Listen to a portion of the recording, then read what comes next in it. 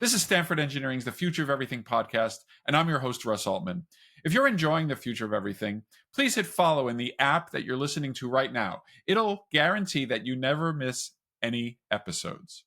Today, Judy Fan from Stanford University will tell us how we interact with physical items as part of our thinking. That's paper and pencil, iPads, phones, maybe even art materials. It's the future of cognitive tools. Before we get started, a quick reminder to follow the show to ensure that you never miss the future of anything. You know, when we think about human communication and learning, we don't always think about the three-dimensional physical objects that aid us in learning and communication. I'm talking papyrus, paper, phones, iPads, art materials. These are all used both to communicate and to learn. When we're taking notes in class, we don't just write down the words. There's arrows, circles, diagrams, little pictures of what the teacher was showing us on the board. And the teacher themselves are using the board in creative ways. This is not random. There are things that work and there are things that don't work. And there are experts. One of them is Judy Fan, a professor of psychology at Stanford University. She runs the Cognitive Tools Lab at Stanford and studies how physical objects are useful for learning and communication. Judy, in your work, you concentrate on physical representations of thought. Can we start by having you explain to me what that means, and then we can figure out what you do about it? Yeah, sure. And thanks for having me on this show. I think it's a wonderful project.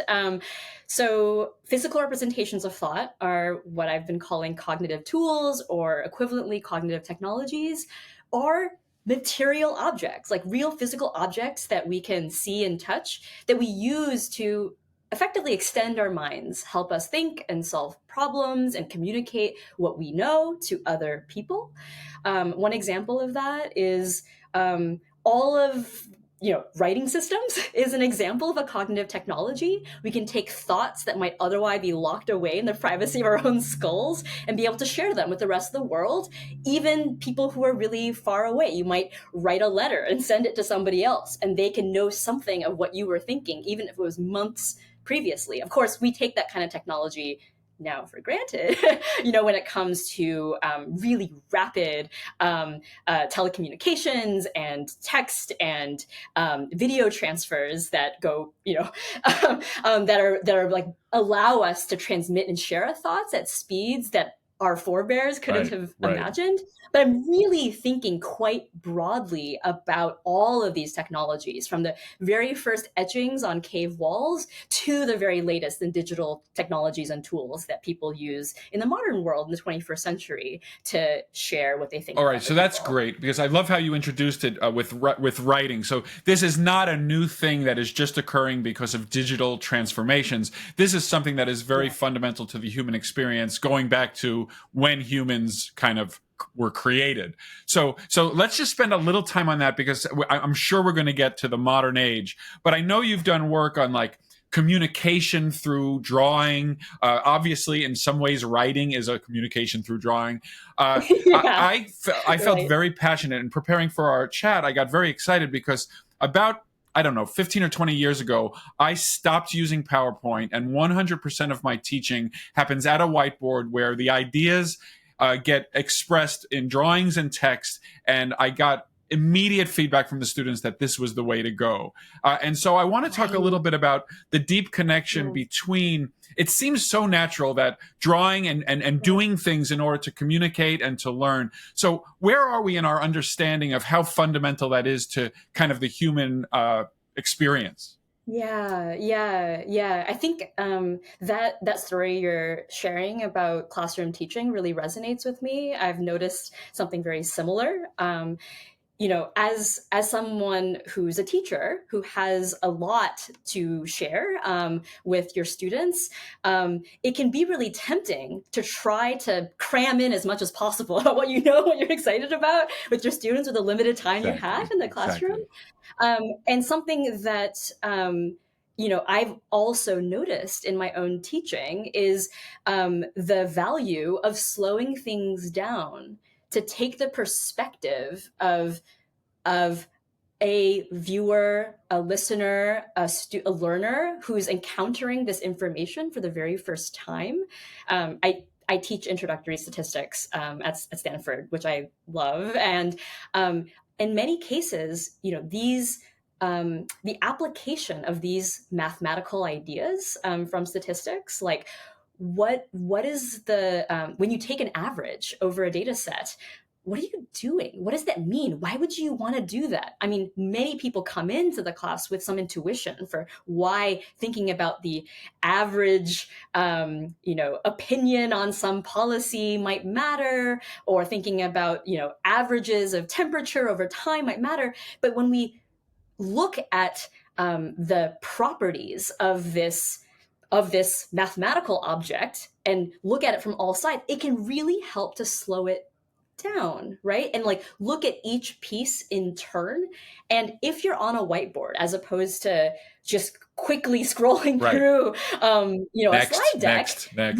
Yeah, right, exactly. You can more easily unfurl the story of like how we arrived at this. You can tell the story Yes. of how statisticians, scientists, mathematicians arrived at this idea. And I think that like that way that humans connect with stories and narratives, it can be a lot easier when you're able to pace learning to the pace of how we talk and like the speed. I love this. And so there's so many questions. My head is exploding, but you just talked about humans, which reminded me that you have done some work on cross-cultural comparison of some of these phenomena. And can you tell me about that? Like, is this a real universal? I think you've looked at China and US and differences and similarities, maybe in math or other pictorial. And I know that those alphabets, for example, are extremely different. So what have you found in terms of the universality versus local practices? Right. Oh, wow. Okay. Thank you for asking that question. I mean, the work that I've been really fortunate to be involved in is the product of collaboration with Bria Long and Mike Frank in the psychology department here at Stanford, as well as our partners in China, who really we're asking this question that you're posing about universality. To that point, I had focused our studies on local populations of students and other members of the general public, largely in the United States. And this was really a new opportunity for me to ask this question about how broadly shared, for example, the tendencies that people have to depict some object or some concept in visual form.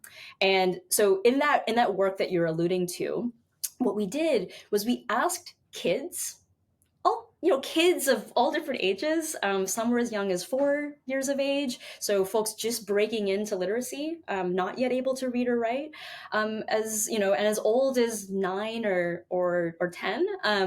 And so these are kids who have been in school for a while, and really asking this question of like, how do they take ideas, things they know about the world around them, nothing too esoteric, but everyday familiar objects, like what a house looks like or what a bicycle looks like. And how do you, in a few pen strokes, communicate the essence of that concept to somebody else? And we've done this work here in California, actually not too far away, in San Jose, where lots of different members of the Bay Area actually visit this Children's Discovery Museum in San Jose. And a lot of that work had already shown us how much heterogeneity and diversity and variability there already was, even local, just right around in the neighborhood around Stanford. Just how different kids were acquiring this ability in different ways over time as they grew older, and this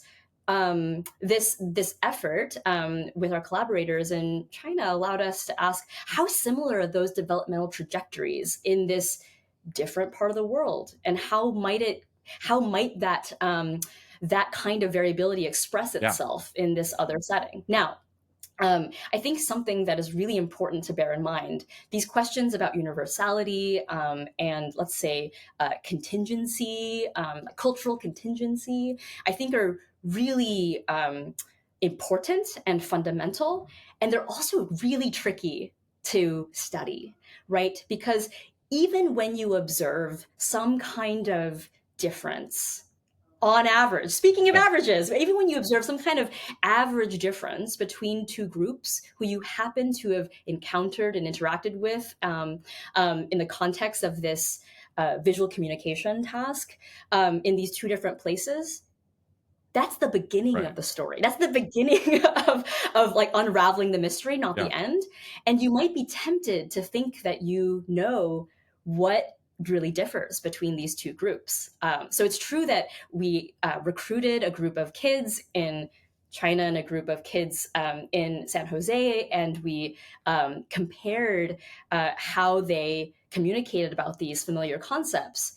But there's so many other things that also differ between the kids in each group, Yep. as well as differences between the US based and the China based groups, apart from the fact of their nationality and where they were Yes. growing up. And so I really think that, while we found, here's to answer your question more directly. What we found is that, kids, these 4 and 5-year-olds who are just entering school, breaking into literacy, are able to convey some aspects of what they know about the world, visual concepts like what a bicycle looks like. That ability Yep. develops and improves gradually over time.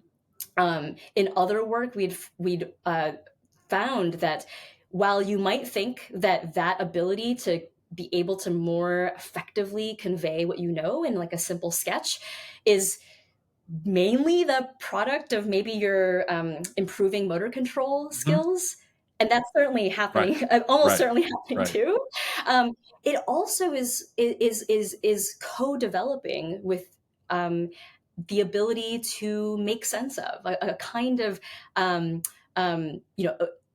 growing ability to also make appropriate perceptual judgments given what you see. Is it true that they would start out looking similar as a 3 or 4 year old and diverge because of their exposure to the language that they're ultimately going to learn? Oh, yeah, that's really, really fascinating. Okay, so um, as like a cognitive scientist, I find those questions incredibly fascinating and incredibly Yeah. difficult to wrap our arms and minds around. Okay, so I think that this is an incredibly thought-provoking hypothesis about the relationship and interaction between exposure to certain writing systems or graphical systems and visual Right. styles that may be more prevalent in some cultures than others. I want to embed a shout out to really, really intriguing work by colleague Neil Cohn at Tilburg, who's done this really interesting work comparing drawings also by school-age children in parts of Japan and like parts of the West, and analyzing not just average differences and how the different drawings of like faces and other kinds of objects looked, but also how much variability between different individuals growing up in those different Right. contexts Right. there was. And what he's observed, which I find incredibly fascinating, right, is that there's seems to be less variability among the sample in the sample of Japanese school children that he had been interacting with. And perhaps this could be related. Okay, one of the hypotheses that is really juicy and very interesting is that maybe this is related to a shared tradition within manga and like kind of graphic novel tradition that has standardized a kind of, or created a kind of shared idiom, visual idiom, when it comes to how you draw faces, how you draw eyes, how you draw ears. And that exposure Yes. to that consistency manifests in the way that kids also learn to convey those same ideas. I think it's really, really incredibly. Yes, and that even happens fairly early. Is that true? Are these in the younger kids, or does it become more clear in the older? I'm sure it becomes more clear in the older kids. But do you see signs of it early on? Sure. So some of the signatures that you might have in mind. So now Yeah, pivoting yeah, back to the work that we were doing, houses look very different in different places. And I grew up. I grew up in the States. I grew up in Phoenix, Arizona. I definitely knew about snowmen from the calendars that were hung up in the classroom. I'd read about these things and seen movies where snow is depicted, but I hadn't seen much of it myself. But and most of the architectural, styles that I was exposed to in Phoenix look nothing like the houses that I drew as like a third right. grader, right? I learned you draw the rectangle or square, then you draw the triangle on top with the chimney that Yeah, pokes up for real heating high the out of house. the floor. Yeah, yeah. And it's like, when I actually traveled more extensively around the US, as like a grown person, I like came to finally meet the houses that I had like imagined as a child, because I had acquired these graphical conventions that weren't necessarily Yes, so closely tethered to my yes, direct visual yes. experience.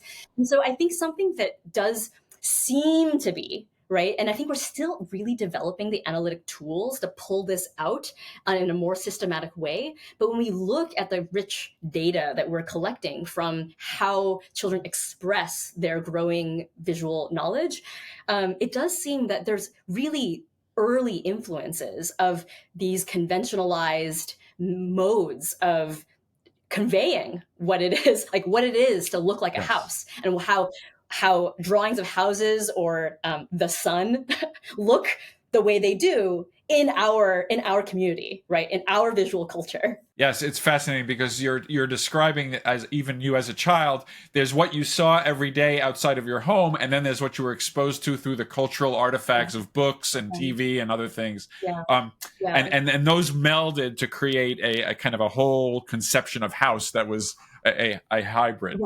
right, right. And so, just if I may, I think that this is a really exciting um, um, that nexus, right, between our direct visual experiences, physical, like embedded in 3D physical environments, with objects that we can manipulate and interact with directly. We can ask people around us to tell us Yeah, more yeah, about something. Is something that is continuous with these other mediated ways of exploring the world around us. Storybooks, physical storybooks are really great examples of this kind of technology for sharing knowledge with the next generation that have been around for a long time, like well before YouTube and digital learning environments became more widespread, and like iPads became as ubiquitous as they are in some parts of the world. The way that storybooks, in which you might encounter, like, I think I first saw a giraffe, or at least the representation of a giraffe, I yeah, mean, in yeah. one of these books, right? Or like in a Disney movie, not because I'd actually gone and seen Right. a giraffe in real life. And somehow I think the premise of these kinds of technologies is that you can learn about the wider world through direct experience with this mediated kind of through these kinds of like books and other vehicles for conveying knowledge, which is something that a lot of my colleagues in the broader field of psychology have done great work on. What's coming to mind is work by Melissa Preisler and Patricia Ganea and like colleagues who have looked at what are the properties that, if you're going to learn about giraffes, you really actually want to learn about giraffes, how might you depict a giraffe in a storybook in order so that somebody can understand what to look for when they're really out in the world and maybe encounter that animal. It's fantastic. Because being a grandfather, I have seen that that children can look at a very stylized giraffe, and then when you take them to the zoo, they look at the giraffe in real life and they know immediately what it is, and it actually looks very little, but the long neck, the legs, and the spots, for Yeah, example, yeah, are what they yeah. need to say, okay, I have ID'd a giraffe. Yeah. Isn't that amazing? Because any given depiction that shows up in a storybook or a picture book is never going to capture all the views of or actually capture exactly what a giraffe is going to look and feel like when you're actually at the zoo looking at Yep. one in real life. It's an abstraction. The illustrator has distilled out what they think might be relevant for the story and the imaginative purposes to which they put that image right in the context of whatever story they're telling, but also those features that do relate whatever's on the page to some experience they might have in the world. And they're able to do that without actually capturing, imagine like the other extreme, where instead of these highly stylized colorful portraits of like meerkats and warthogs. I mean, I'm thinking of like when I saw The Lion Right. King, I assumed that this is how these animals actually looked, and only later it's like, wow, I can see the resemblance, but like the Disney renderings are not really like Right. the actual thing. And at the same time, there really is this really striking correspondence, even when it's stylized. So like how is the artist and illustrator, the natural historian and scientist, making these decisions about like what to preserve and what to leave out? Given that anything that's going to land on the page is going to be a subset of everything that's available to you if you're able to go up and like inspect the giraffe from all sides. This is The Future of Everything with Russ Altman. More with Judy Fan next.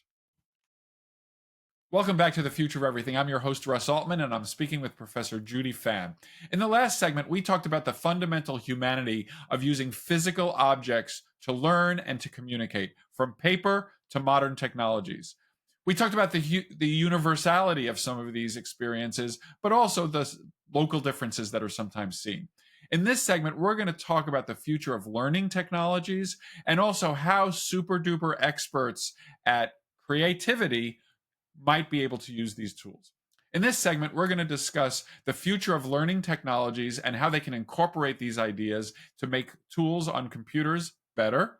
And we'll also talk about the special challenges in creating tools for creatives who are experts, know what they want, and need to use these tools at a very high level. Judy, I wanted to ask you about the future of learning technologies. We talked about, or we had a great conversation about like the historical and very human nature of this, but now we have iPads. You mentioned them earlier. We have computers, obviously phones. How is this impacting the principles of how we communicate, and how are you approaching it in your own work? Oh yeah, okay. This is really exciting. This is really where our own work is headed over the next several years, and I'm really excited that you asked about that. I think it goes in two different directions. So one direction is really thinking about how we can take the theories of human perception, learning, development, reasoning, problem solving, and bring them out into the world, right? Like help all of what cognitive science has developed over the past several decades to design learning environments and interactive learning technologies that support human learning in all different kinds of settings.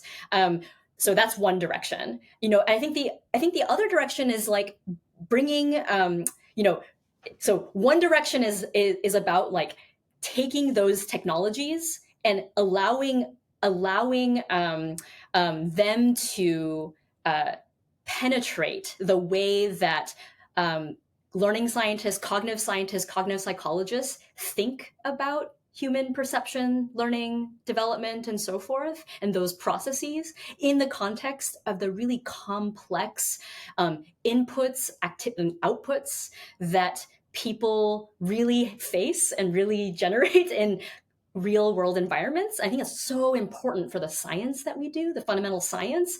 Like really advancing our theories of human cognition to scale them up to handle real world complexity, and like knowing what is true by developing theories that really work out in the world. So that's one direction. And the other direction is translating insights and principles that we've been learning and will continue to gain as we go onward, and then bringing them into the kind of learning environments, like the next generation. Great.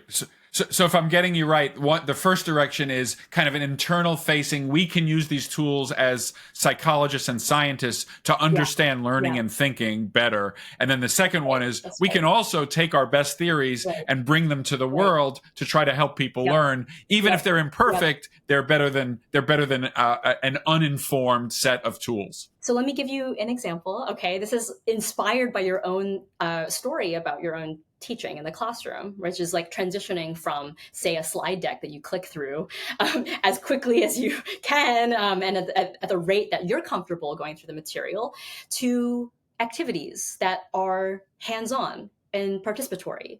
I teach introductory statistics, as I mentioned earlier, and a big part of the way that I structure the course is around these hands-on activities, where rather than just watching me write down equations on a whiteboard 50 feet away, students are really working with and manipulating data themselves at the pace, at their own curiosity, and learning at the same time how to, like, for example, like you see a table. The table is really long. It's a data frame that you've loaded into some computational notebook. It has 1,000 rows, right? And maybe 50 columns. It's so big you can't actually see the whole thing on your screen, okay? Even if you like zoom out as much as you can. What do you do next? You're really in the situation that analysts found themselves in, right? Over the, as new technologies emerged to, create plots and pictures to distill all of that information into a graphic that tells a story about what's really going on, and learning to make choices about what to focus on, what to highlight out of all of those 50 columns, which might represent like different variables, like how hot or cold it was on any given day, depending on what state you were in, or what month of the year that it was. Taking each of those variables and making decisions about what to zoom in on and scrutinize further and explore and look. Those are all questions that you might have privately, that then if you learn how to translate that curiosity, that question, into a command that you can type into the console to ask the computer, your partner in this enterprise, to generate a picture for you, that can bring you to the next question. And I think that really participating in that cycle is like a way of learning about science that I think is something that's been a dream for so many science educators and scientists, is being able to convey much more convincingly to our students that science is not just a body of knowledge, right? That's static. It's really this iterative process of interacting with evidence and our questions and ideas about how things might happen. So that's really like the idea of like interactive tools that are student directed. So let me go to the extreme, because I definitely wanted to ask this before we finish, which is, these are students who are gaining, you're teaching them kind of for the first time these skills. What about super duper creatives? What about the professionals who create things every day and that's how they make their living? What about tools to support them? Because they're going to have, I would guess, a higher bar and much less patience for things that don't let them get to whatever they think is the point. So tell me how you approach that, because I know you've done some work in that area. Right. Oh, that's fascinating. Okay, so I'm really excited about some of these collaborative efforts with colleagues at Adobe Research and also at Autodesk. Both organizations really dedicated to creating design software to support creative professionals and experts. And I really, what I find incredibly inspiring about interacting with them and talking with them to better understand what it is that they're trying to accomplish and the needs of creative professionals trying to serve is how to develop design environments that are substantially more responsive to the intentions and goals of the creator. So, something that like every creative professional eventually learns how to master their tool, like their craft and their tool. It could take years to learn how to paint or sculpt, Or and use it can take Photoshop. quite a while. Or use Photoshop, exactly. And you begin to navigate the menus that are nested, super fluently, and you like forget how long it took you to acquire those skills. And there are some things that you can do in Photoshop once you become an expert that are pretty straightforward, and there are other tasks like that can be really annoying. Like if you had to repeatedly apply the same modification to like 60 different elements in the same design, that's really annoying to do in a graphical user interface, however beautiful and thoughtfully designed. And so something that I think is going to be part of the next generation of these design and support tools that, many of us, both in academia and in industry, are really excited about is design environments, software environments that are responsive to both what people say they want, that can be, and if people provide that input, whether in text or that's spoken aloud, and be able to generate code that then the machine understands to take the next step forward in the design process, that can be seamlessly integrated into all of the other interfaces and forms of interaction that are already pretty mature in like GUIs today, in order to create environments that are like closer to what it's like to collaborate with another artist or creator, someone who understands what you mean when you say things and when you do things. So I have to end. We're at the end of the time, but I have to end on this issue of like I made a joke about Photoshop, and you said you're working with these companies. How do you advise them to handle the fact that when somebody buys their product, they're novices and they're like those little kids who are just getting motor skills and have never drawn a house before, but the goal for them is to get them to be virtuosos. And you could imagine that there's two totally separate interfaces that you probably as an expert could tell them. For a novice, here's how you want to do it. For an expert, it's totally different. Do they have any theory about how to transition from novice to expert, or do they just say life is tough and this tool is not going to make any sense to you for the first 6 months, but then you're going to love it? What do you tell them? What do you tell them? Yeah, I mean, I think this is like a huge focal point in our research discussions on a weekly basis, is that humans are not a monolith. And they're the very same person who becomes the Photoshop expert was once a Photoshop novice. And really creating environments that are friendly and accessible to the novice are really critical for their own mission, right? To serve the kind of like creative visions of these people, and also continue to be useful to experts. I think that I wouldn't say that, our counterparts, these organizations, aren't sensitive to that, but I think that, theories of how people gradually acquire useful abstractions is what we've called them, beginning with, you can kind of think of them as like the building blocks, like of like how to interact with Photoshop. You might really need to just focus on this particular operation and realize like when it's useful. But later, as you become more comfortable in that software environment, you might have a much more like abstract goal. Like, I'm just going to create this bicycle, this next generation bicycle, and I'm going to make it look like this Jaguar. And like I can mostly focus on my creative vision at that higher level of semantic abstraction. And then let's say like the simpler kinds of operations that allow you to manipulate little geometric primitives might be so-called second nature to you by that point. And that's a gradual process. And so we would want our environments, our design software environments, to help scaffold that kind of learning and gradual transformation too. Thanks to Judy Fan. That was the future of cognitive tools. You've been listening to The Future of Everything, and I'm Russ Altman. Thanks for tuning in. With over 250 episodes in the archives, you can spend all day listening to the future of literally everything. If you're enjoying the show, please remember to consider referring friends, families, and colleagues to the show. Personal recommendations are the best way for the show to grow and to spread the word. You can find me on X Twitter at RB Altman, and you can follow Stanford Engineering at Stanford ENG.